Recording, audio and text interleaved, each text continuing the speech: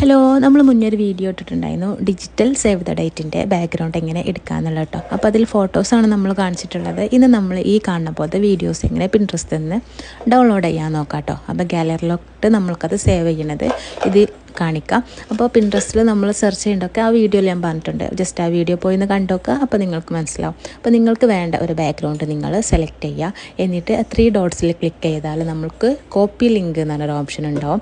എന്നിട്ട് ക്രോമിലോ അല്ലെങ്കിൽ ഗൂഗിളിലോ പോയിട്ട് പിൻട്രസ്റ്റ് വീഡിയോ ഡൗൺലോഡ് എന്ന് സെർച്ച് ചെയ്തിട്ടുണ്ടെങ്കിൽ ഫസ്റ്റത്തെ ഓപ്ഷൻ തന്നെ ക്ലിക്ക് ചെയ്യുക. അതിൽ നമ്മൾക്ക് ലിങ്ക് പേസ്റ്റ് ചെയ്യാനുള്ള ഓപ്ഷൻ ഉണ്ടാവും. പേസ്റ്റ് ചെയ്തിട്ട് ഡൗൺലോഡ് എന്ന് പറഞ്ഞ ഓപ്ഷൻ ക്ലിക്ക് ചെയ്യുക. എന്നിട്ട് അതൊന്ന് ജസ്റ്റ് ഒന്ന് ലോഡിങ് ആയിട്ട് വരും. പിന്നെ അതിലൊരു ആഡ്സ് വരാൻ ചാൻസ് ഉണ്ട്.